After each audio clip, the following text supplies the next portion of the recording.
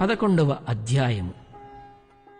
వారు యెరూషలేమునకు సమీపించి ఒలీవల కొండ దగ్గరనున్న బేత్పగే బేతనియ అను గ్రామములకు వచ్చినప్పుడు ఆయన తన శిష్యులలో 2 చూచి, మీ ఎదుటనున్న గ్రామమునకు వెళ్ళుడి. అందులో మీరు ప్రవేశింపగానే కట్టబడియున్న ఒక గాడిద పిల్ల కనబడును. దానిమీద ఏ మనుష్యుడును ఎప్పుడునూ కూర్చుండలేదు. దానిని విప్పి తోలుకొని రండి.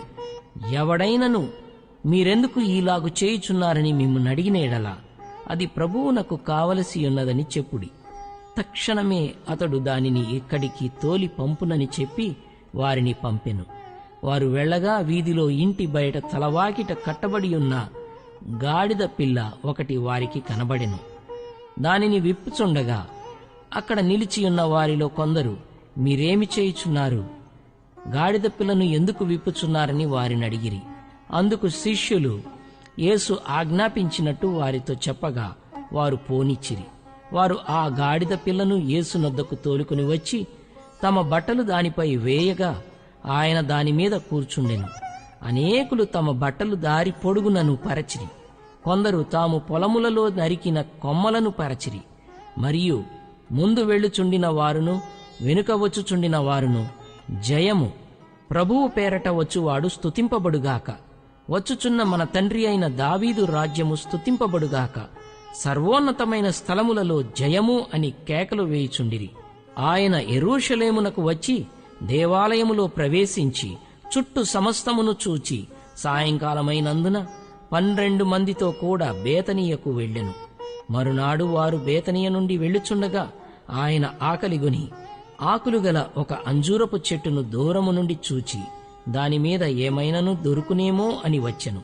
దాని యొద్దకు వచ్చి చూడగా ఆకులు తప్ప మరేమీయూ కనబడలేదు. ఏలయనగా అది అంజూరపు పండ్లకాలము కాదు.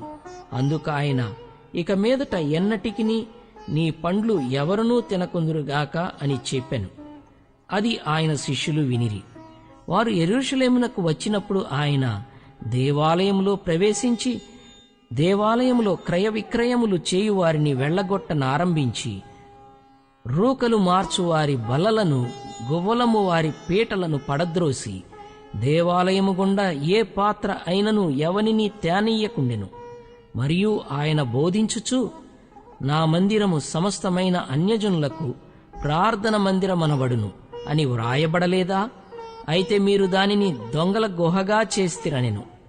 శాస్త్రులను ప్రధాన యాజకులను ఆ మాట విని జనసమూహమంతయు ఆయన బోధకు బహుగా ఆశ్చర్యపడుట చూచి ఆయనకు భయపడి, ఆయన నేలాగు సంహరించుదుమా అని సమయము చూచుచుండిరి.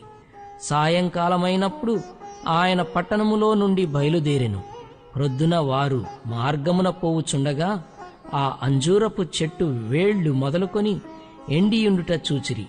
అప్పుడు పేతురు ఆ సంగతి జ్ఞాపకమునకు తెచ్చుకొని, బోధకుడా, ఇదిగో నీవు శపించిన అంజూరపు చెట్టు ఎండిపోయెనని ఆయనతో చెప్పెను. అందుకు యేసు వారితో ఇట్లనెను, మీరు దేవుని యందు విశ్వాసముంచుడి. ఎవడైనను ఈ కొండను చూచి, నీవు ఎత్తబడి సముద్రములో పడవేయబడుమని చెప్పి తన మనస్సులో సందేహింపక తాను చెప్పినది జరుగునని నమ్మిన ఎడల వాడు చెప్పినది జరుగునని మీతో నిశ్చయముగా చెప్పుచున్నాను. అందుచేత ప్రార్థన చేయునప్పుడు మీరు అడుగుచున్న వాటి నెల్లను పొందియున్నామని నమ్ముడి. అప్పుడు అవి మీకు కలుగునని మీతో చెప్పుచున్నాను. మీకు ఒకని మీద విరోధమేమైనను కలిగియున్న ఎడల మీరు నిలువబడి ప్రార్థన చేయునప్పుడెల్లను వాని క్షమించుడి. అప్పుడు పరలోకమందున్న మీ తండ్రియు మీ పాపములు క్షమించును. వారు యెరూషలేమునకు తిరిగి వచ్చిరి. ఆయన దేవాలయములో తిరుగుచుండగా ప్రధాన యాజకులను శాస్త్రులను పెద్దలను ఆయన యొద్దకు వచ్చి, నీవు ఏ అధికారము వలన ఈ కార్యములు చేయుచున్నావు? వీటిని చేయుటకు ఈ అధికారము నీకెవడిచ్చెనని అడిగిరి. అందుకు యేసు, నేనును మిమ్మును ఒక మాట అడిగెదను, నాకుత్తరమియ్యుడి. అప్పుడు నేను ఏ అధికారము వలన వీటిని చేయుచున్నానో అది మీతో చెప్పుదును. యోహాను ఇచ్చిన బాప్తిస్మము పరలోకము నుండి కలిగినదా, మనుష్యుల నుండి కలిగినదా? నాకు ఉత్తరమీయుడని చెప్పెను.